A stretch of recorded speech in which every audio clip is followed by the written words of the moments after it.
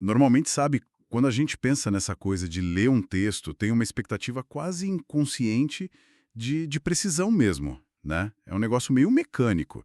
A gente vê uma placa vermelha escrita "pare" na rua, o nosso cérebro decodifica as letras, entende o comando na hora e a gente já pisa no freio. Aham. É bem por aí. É uma transação de informação perfeitamente binária, tipo, o significante e o significado estão perfeitamente alinhados ali. É muito confortável. Exato. É confortável. O cérebro humano adora essas coisas diretas sem dar margem para ambiguidade. Com certeza. Mas, bom, aí a gente dá um passo para o mundo dos textos antigos. Nossa, e aí a coisa muda de figura. Totalmente. Textos que foram escritos há milhares de anos e, de repente, aquela placa de pare está escrita num idioma que ninguém mais fala no dia a dia. Aham. E direcionada para pessoas de uma cultura completamente diferente da nossa, vivendo debaixo de um império que já nem existe mais. Pois é, numa época em que o próprio conceito de, sei lá, parar talvez tivesse uma conotação religiosa ou política que a gente desconheça. É bem nesse momento que a nossa maquininha de leitura começa a dar pane, né? A gente entra num terreno absurdamente pantanoso. É, tipo a definição absoluta de águas turvas na comunicação. E é exatamente por isso que a nossa exploração de hoje é tão crucial. O que a gente vai fazer é tentar analisar as engrenagens da interpretação textual. Usando como base uma fonte fantástica, né? Uma aula magistral, a gente pode chamar assim, do teólogo Russell Shedd, sobre hermenêutica. Isso, e o objetivo aqui para quem nos ouve não é debater doutrina ou tomar partido de nada. Não, de jeito nenhum. A ideia é a gente tentar hackear a forma como a gente lê. Descobrir, tipo, o tamanho colossal do desafio intelectual que é transferir uma mensagem de uma cultura de 2000 anos atrás direto para a mente de quem vive no século XXI. E o principal, sem corromper esse arquivo original no meio do caminho. Exato. E o ponto de partida dessa jornada, acho que é entender as apostas que estão na mesa, sabe? O material original, ele deixa super claro que interpretar mal um texto histórico desse calibre não é só um tropeço acadêmico bobo. É um perigo real, né? É muito perigoso. O palestrante argumenta que a falha na leitura permite que as pessoas peguem as suas próprias ideias, os seus preconceitos pessoais e simplesmente imponham isso no texto. Como se fossem verdades absolutas ou a vontade inquestionável de Deus, no caso da religião. É um alerta bem forte sobre o poder destrutivo de sequestrar a intenção original de um autor. Com certeza. E para entender de onde vem toda essa urgência em proteger o texto, a nossa fonte traz uma história de origem, assim, maravilhosa. Quase uma cena de filme. Ah, essa parte é muito legal. Imagina a cena. Tem lá um menino de o quê? Uns 9 ou 10 anos, andando de bicicleta com o pai. Isso, pelo Vale de Cristal Maiú. Exatamente, lá no interior da Bolívia. E aí, à noite, eles estão sentados em volta de uma mesa super rústica, iluminados só pela luz de uma vela tremendo ali. E esse menino fica observando o pai explicar palavra por palavra um texto de milênios atrás para pessoas de uma cultura andina. Que é um mundo totalmente distante daquele mundo original do texto. Totalmente. Foi bem no meio desse choque cultural que a faísca da hermenêutica acendeu para ele. E essa cena da vela na Bolívia ilustra perfeitamente o problema central, né? O abismo do tempo e do espaço. Como é que a gente constrói uma ponte por cima desse abismo? Né? E não é fácil. Não mesmo. E é aqui que entra a primeira grande distinção técnica que o Shedd apresenta, e que muda completamente como a gente aborda qualquer leitura. É a diferença brutal entre o que ele chama de sentido de um texto e o significado de um texto. E tipo, se a gente parar para pensar na linguagem normal do dia a dia, a gente usa essas duas palavras como sinônimos perfeitos. Aham, o tempo todo. Qual é a diferença prática quando a gente bota a lupa da hermenêutica em cima disso? Então, na rua são sinônimos. Mas na ciência da interpretação, o sentido é aquilo que a exegese revela. Exegese, para quem não está familiarizado com o jargão teológico, é basicamente o trabalho braçal. A escavação, né? Isso, a escavação arqueológica do texto. É descobrir o que aquelas palavras específicas queriam comunicar exatamente para aquelas pessoas naquela cidade específica, naquele ano específico. Tá, isso é o sentido. Isso é o sentido. Já o significado é a aplicação. É pegar esse sentido que foi desenterrado e perguntar, beleza, e como isso se traduz para a vida de hoje? Entendi. E o perigo mora justamente em tentar pular essa fase de escavação arqueológica e ir direto para a aplicação usando só uma tradução literal? Exato. O material cita um exemplo perfeito disso, lá na primeira carta aos Coríntios, no capítulo 14. Ah, sim. Sim. Já que sois zelosos de espíritos. O que, se a gente lê hoje de forma isolada, pode facilmente ser interpretado como, sei lá, um endosso para sessões espíritas, Ou invocação de fantasmas. Imagina. o que seria um desastre interpretativo absurdo. Porque a escavação do contexto, tal do sentido original que você falou, mostra que a expressão queria dizer, na verdade, já que estáis desejosos de dons espirituais. Completamente diferente. Muito. O idioma literal, ele cria uma armadilha, né? Eu sempre gosto de comparar isso com aquela tentativa de traduzir expressões de filmes estrangeiros. Ah, as expressões idiomáticas. É. Mas pode um inglês, onde um personagem fala "It's raining cats and dogs". Se a gente traduz palavra por palavra para "tá chovendo gatos e cachorros", quem lê isso aqui no Brasil ou em Portugal vai olhar para o céu esperando ver animal caindo da nuvem. Exatamente, a piada morre na hora. A intenção do autor simplesmente evapora nesse abismo do tempo. E essa ponte falha com muita frequência. E aí, bom, se a simples tradução literal já é capaz de enganar o leitor de um jeito tão profundo, isso acaba empurrando a gente para um dos debates históricos mais sangrentos que a nossa fonte aborda. Sangrento mesmo. Pois é, a questão é, se é tão difícil ler corretamente, o acesso a esses textos deveria ser democratizado? Não é uma boa pergunta? Pessoas comuns, sem treinamento nenhum, deveriam ter o direito de ler um material tão volátil assim sozinhas? Olha, para quem está ouvindo a gente hoje, no mundo onde tem o Google Tradutor do bolso, biblioteca na nuvem, a ideia de restringir acesso a um livro soa absurda, beira a tirania. Mas a história mostra que a resposta para essa pergunta já custou muitas vidas, né? Sem dúvida. A reação institucional ali na Idade Média, especificamente da Igreja Católica da época, segundo a fonte, foi criar uma barreira de proteção, o famoso magistério. E qual era a premissa deles? A premissa era simples. Já que o texto é complexo e muito perigoso nas mãos erradas, apenas um grupo super seleto de eruditos tem autoridade de dizer o que a mensagem significa de verdade. O acesso direto do povo foi trancado. Por isso que aquele movimento de Martinho Lutero de traduzir o texto para o alemão do povo causou um terremoto no mundo. Foi uma revolução. Mas a fonte lembra a gente de um detalhe muito mais extremo e sombrio que rolou na Inglaterra, com o rei Henrique VIII. Ah, eu fiquei chocado com essa parte. O nível de paranoia do Estado ali chegou num ápice bizarro.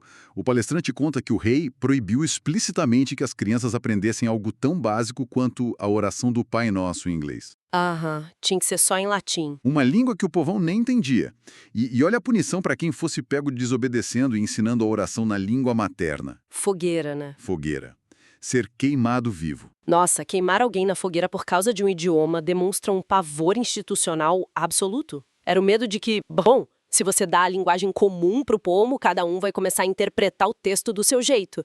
E isso ia gerar um caos anárquico incontrolável. E para ser justo com a complexidade toda desse problema, a democratização total realmente traz alguns efeitos colaterais, alguns quase cômicos, sabe? A nossa fonte não ignora isso. Sim, ele conta histórias ótimas. Pelo contrário, o palestrante ilustra o perigo dessa escola de leitura que ele chama de intuitiva, que é aquela crença de que basta ser alfabetizado para entender magicamente os mistérios do universo. Só abrir a página e ler, né? Isso. Tem uma história clássica no material de um homem lá em Belo Horizonte. Ele era daquelas pessoas que não se firmava em lugar nenhum, pulava de galho em galho. Aham. Aí, de repente, um conhecido passa por uma rua e vê esse homem em pé, no meio de uma garagem aberta, em cima de um caixote de madeira, Pregando. pregando a plenos pulmões, gritando para a rua inteira. Uma transformação de carreira bem repentina. Total. O amigo vai até ele, perplexo, e pergunta: "Cara, o que aconteceu?" E o homem, super convicto, responde: "Deus falou comigo diretamente. Ele disse: Absalão, meu filho." Nossa! E o detalhe trágico e hilário disso é que, como ele tinha muita dificuldade de leitura e ignorava qualquer método, ele simplesmente tinha visto uma placa comercial na rua que dizia: "Abre salão, meu filho." Ai, meu Deus. Era só um incentivo para abrir um negócio. E o cérebro dele juntou tudo e processou: Absalão, o personagem histórico da Bíblia. Olha, é uma anedota engraçada, mas carrega uma reflexão filosófica muito pesada. O indivíduo pegou uma frase prosaica, aplicou aquela lente mística que ele tanto queria e fundou uma narrativa inteira em cima de um erro básico de leitura. E isso coloca a gente contra a parede, né?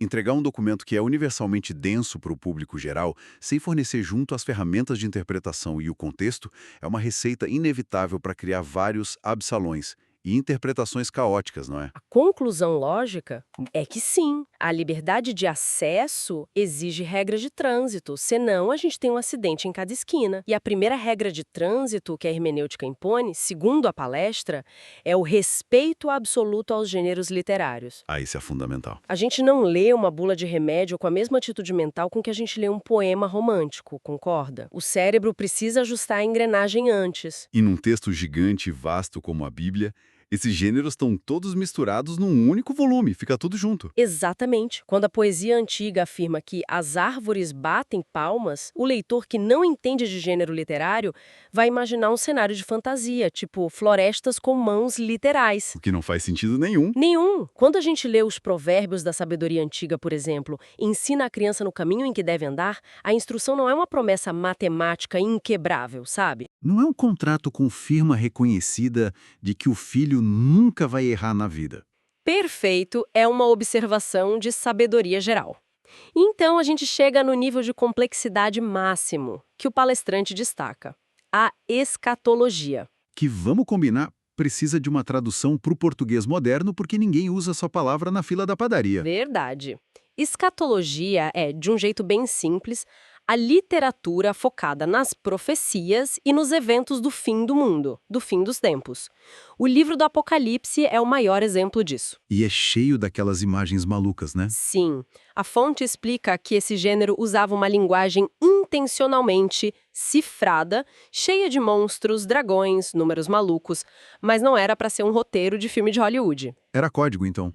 Mas sem atrair a ira dos imperadores tiranos da época. Se o Império Romano interceptasse a carta, ia ler só um delírio poético inofensivo, não uma ameaça política ao Estado. Faz muito sentido. O problema maior é quando o leitor moderno decide ignorar essas categorias de gênero e transforma tudo num grande código secreto místico.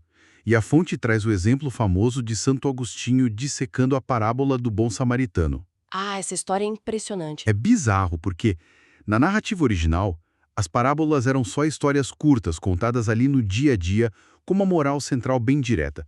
Mas o Agostinho, que era um gênio indiscutível da história, ele transformou aquilo numa alegoria selvagem. Ele desmontou a história inteira, né? Ele olhou para a história e começou a definir coisas mirabolantes. Ele disse que Jerusalém não era uma cidade, era a condição celestial. Jericó era a mortalidade humana. Os bandidos que atacam o viajante eram o diabo e os demônios. Aham. Aí a pousada para onde o ferido é levado virou a igreja.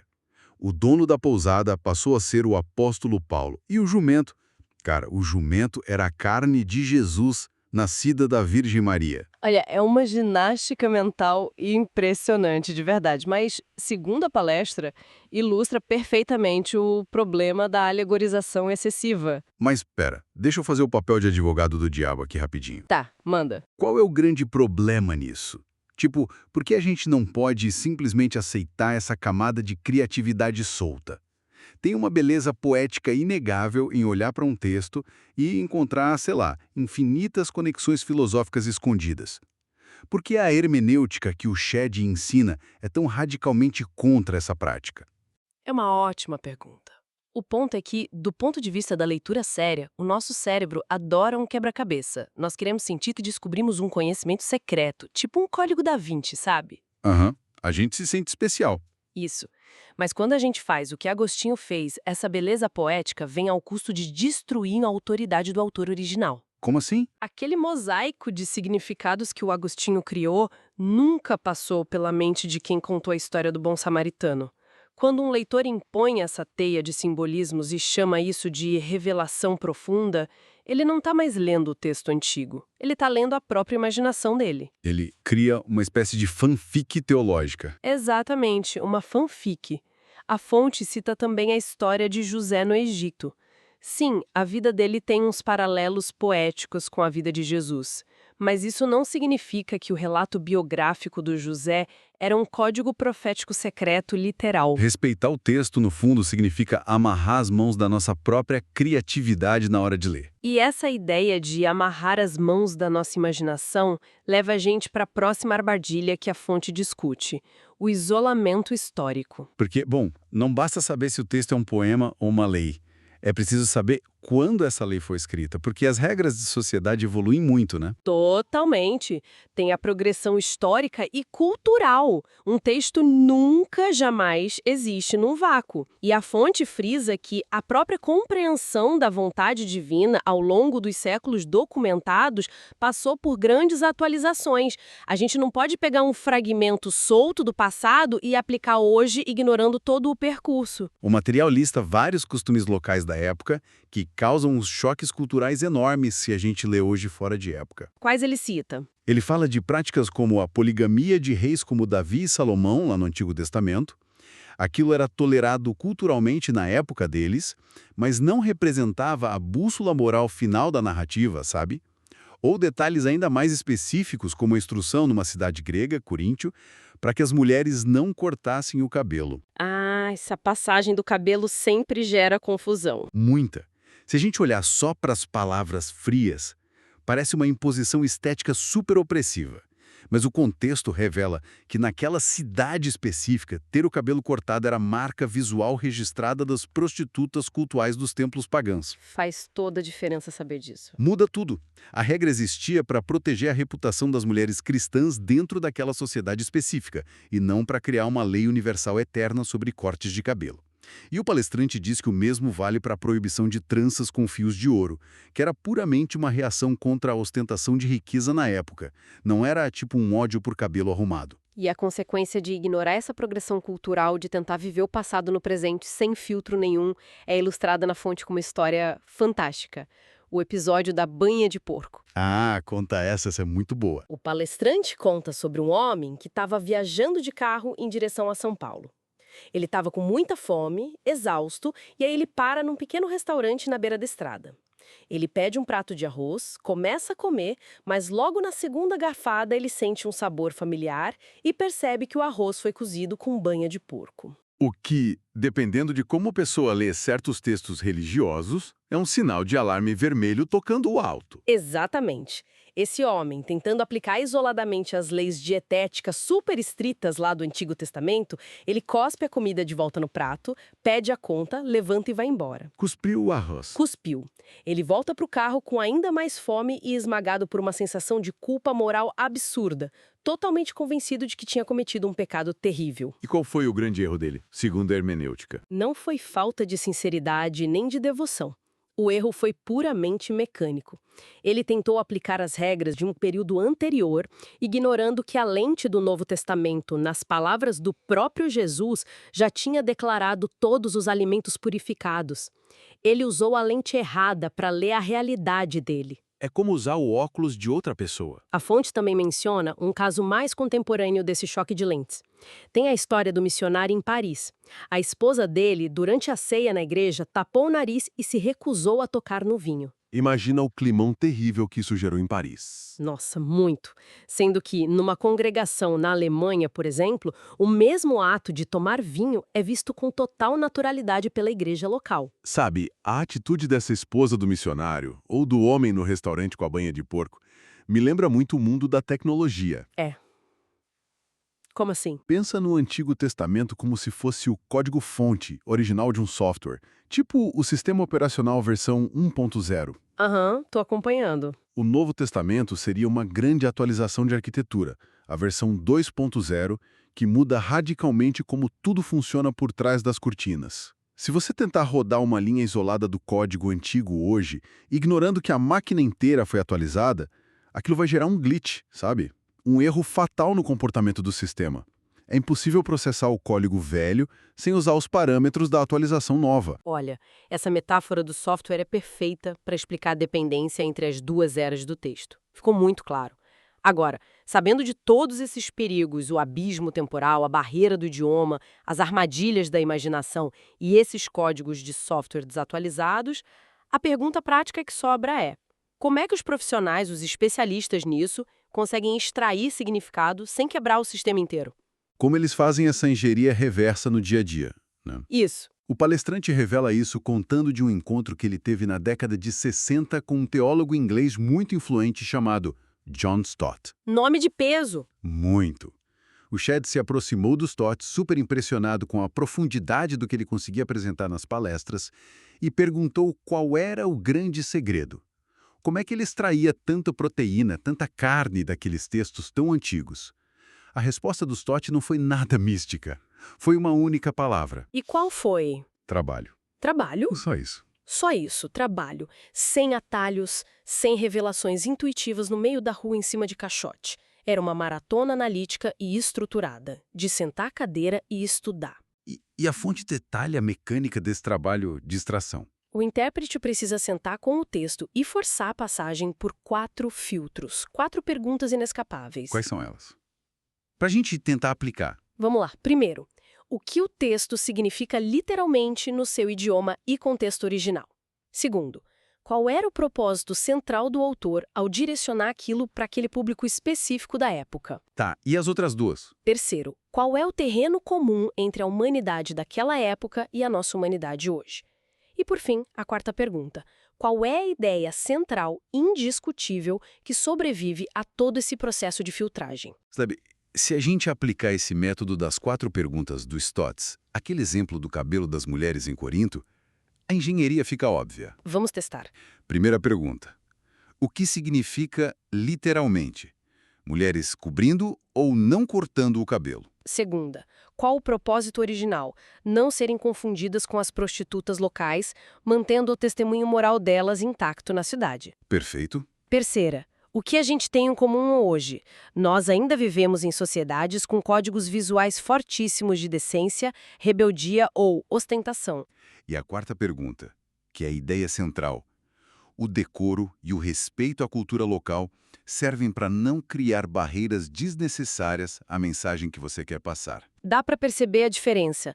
Nós saímos de uma regra morta de mulheres não podem cortar o cabelo para um princípio universal incrível sobre comunicação visual e respeito cultural. É brilhante a forma como isso funciona. É libertador, na verdade. E tudo isso para chegar ao objetivo final da exposição do texto, que, segundo a fonte, é focado em 3 pilares básicos: humilhar o orgulho humano, exaltar a figura de Cristo e glorificar a Deus. Mas vou te dizer, o que mais me impressiona nas anotações dessa palestra é a gravidade com que essa tarefa final é tratada. Eles não encaram como uma brincadeira? De jeito nenhum. Subir num palco ou num púlpito de igreja para entregar essa mensagem decodificada não é um bate-papo informal. O texto cita um pensador que descreve a sensação física que um expositor de um texto sagrado deveria ter antes de falar. E qual é a sensação? A mesma emoção e agitação de um homem que sabe que será enforcado em 15 minutos. Uau! 15 minutos para a própria execução? É uma imagem paralisante. Isso mostra o peso da responsabilidade, sabe? Ir a público e apresentar os seus próprios preconceitos, as suas leituras preguiçosas ou a sua imaginação alegórica solta, como se fosse a intenção original do texto, é brincar com coisas que moldam o destino humano. Exige um rigor que simplesmente não tolera superficialidade. Nossa, para resumir então essa nossa jornada complexa de hoje, a gente pode dizer que a hermenêutica nos prova que ler palavras não é nem de perto o mesmo que compreender mensagens. Nem de perto. Decodificar um texto antigo exige suor. Exige entender qual sistema operacional estava rodando na época. E exige frear a nossa vontade enorme de encontrar códigos da Vinci escondidos onde só existe uma história simples e direta. E, acima de tudo, exige a humildade brutal de suspender a nossa lente moderna para realmente conseguir escutar uma voz que está ecoando de 2 milênios atrás. Exatamente. O que acaba nos empurrando para uma reflexão final que eu acho muito provocativa para quem nos ouve. Conta pra gente. Pensa bem. Se um documento histórico que foi exaustivamente estudado, que foi protegido e analisado por gerações e gerações de mentes brilhantes, ainda é tão vulnerável a ser distorcido e sequestrado por quem o lê sem contexto, Pensa por um segundo no nosso dia a dia contemporâneo. O nosso consumo de informação diária. Exatamente. Pensa em quantos artigos, citações, e-mails de trabalho ou até mesmo manchetes e mensagens rápidas de aplicativo que chegam até nós hoje que nós não estamos interpretando completamente errado. É o tempo todo. E por quê? Simplesmente porque a gente aplica a nossa reação emocional imediata, a nossa lente do momento, sem a gente se dar o mínimo trabalho de fazer a exegese real da intenção de quem estava do outro lado da tela escrevendo aquilo. Olha, é um verdadeiro soco no estômago da nossa confiança nessa leitura rápida e moderna. Mostra que o problema não está só na idade do texto, mas na pressa de quem está lendo. Pois é. Fica o convite para a gente prestar muito mais atenção não apenas no que nós lemos, mas nas ferramentas e lentes que nós usamos para ler. Perfeito. Uma ótima reflexão para encerrar o papo de hoje. Até a nossa próxima exploração. Até lá!